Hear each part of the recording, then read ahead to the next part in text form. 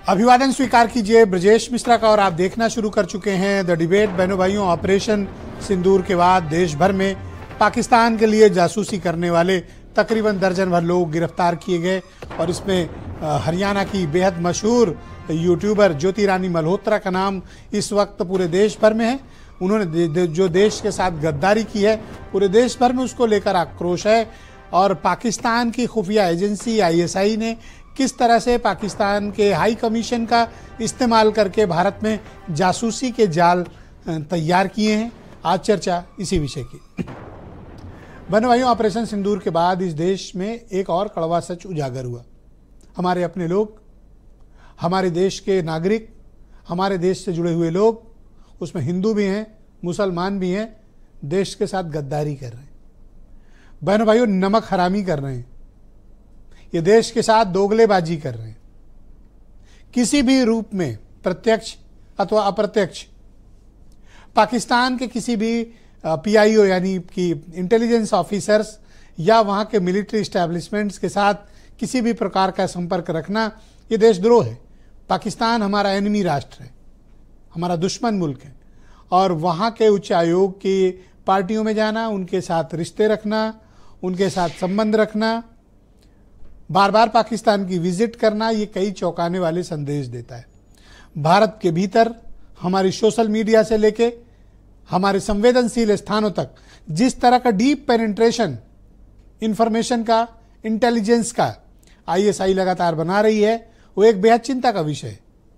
वो तो ऑपरेशन सिंदूर के बाद पूरे देश भर में इंटेलिजेंस ब्यूरो और बाकी इंटेलिजेंस कम्युनिटी ने एक वृहद अभियान चलाकर ऐसे लोगों को चिन्हित किया जो पाकिस्तान के सीधे संपर्क में रहे हैं।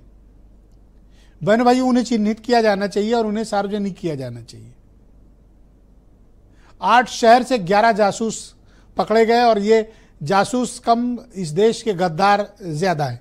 ये किसी भी प्रकार से जुड़े हों, इसकी जांच आगे चलेगी।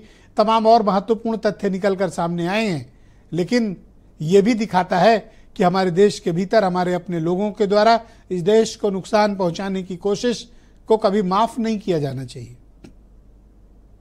वो तो ऑपरेशन सिंदूर के बहाने पूरे देश भर में ये जो अभियान चला, इससे पोल खुल गई। ये पता चल गया कि कौन कौन पाकिस्तान के लिए क्या काम कर रहा है।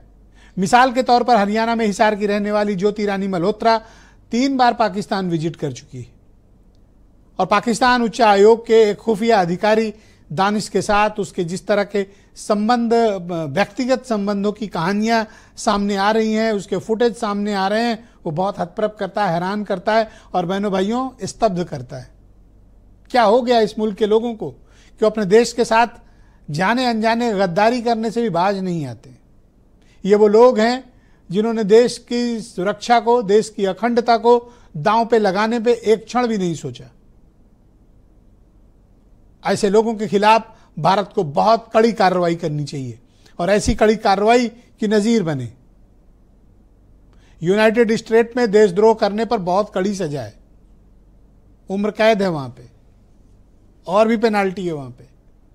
लेकिन भारत में देशद्रोह को लेकर या देश के साथ गद्दारी करने को लेकर जो कानून है वो इतने लचीले हैं कि यहाँ कोई बहुत सजा नहीं होती। माधुरी गुप्ता का केस इस देश के लिए एक उदाहरण था कि महज उनको कुछ 1 वर्षों की सजा हुई, बाद में जेल से छूटी और किस तरह से पाकिस्तान के इस्लामाबाद के इंटेलिजेंस कम्युनिटी के टच में थी और भारत की खुफिया सूचनाएं दे रही थी।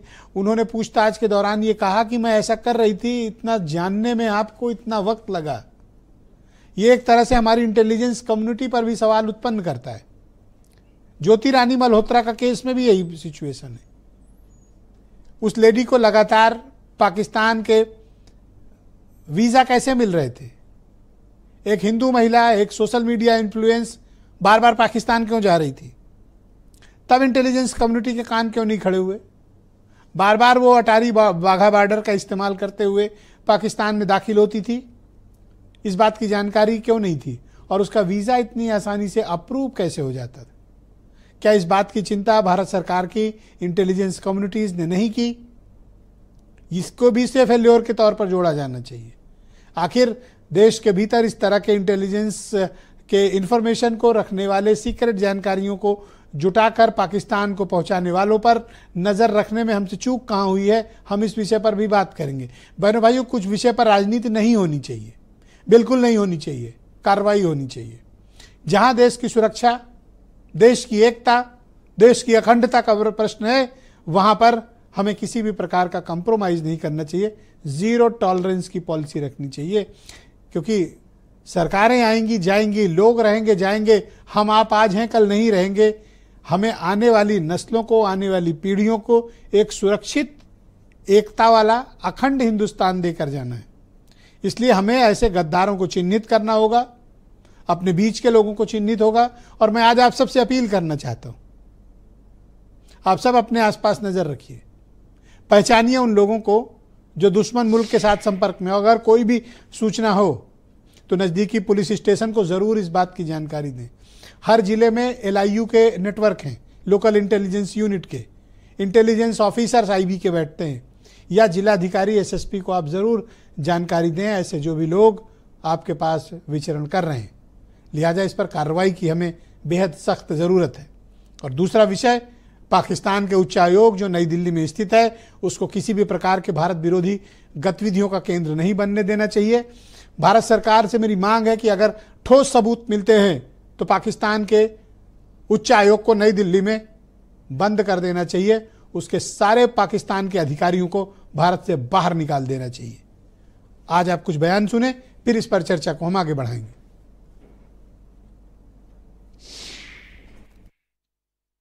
जैसे अभी एक ने देखा है, कभी कोई मल्होत्रा गिरफ्तार हुई, वो पूरी तरीके से भारतीय जनता पार्टी के हर कार्यक्रमों में रही है, हर कार्यक्रमों में जाती आती रही, भाजपा की टोपी लगा के घूम रही है। और ये पूरी तरीके से इसका पता लगाना चाहिए कि इसके पीछे कौन है। ये लोग भी तो उन्हीं से जुड़े नहीं है ऐसा, तो क्योंकि जब आने का मतलब है कि कैसे वो किस रास्ते से आए, क्या कर रहे हैं, ये जानकारी करनी चाहिए। निश्चित तौर से सरकार को कठोर से कठोर कार्रवाई करनी चाहिए और पूरे तरीके से सरकार को इस पर संज्ञान लेते हुए मजबूत कार्रवाई करनी चाहिए। ज्योति मल्होत्रा जो कि रेजिडेंट है हिसार की, उसको हमने अरेस्ट किया। तो she was in touch with PIOs and she had also visited Pakistan multiple times और she has also visited China once। तो उसमें जैसे उसकी पूछताछ चल रही है, जो इन्वेस्टिगेशन है वो चल रहा है अभी, और जो उसके फाइनेंशियल ट्रांजैक्शंस है उसको हम एनालाइज कर रहे हैं। जो भी उनके ट्रैवल डिटेल्स हैं, कहाँ कहाँ गए हैं, किस किस से मिले हैं, वो सब एनालाइज कर रहे हैं।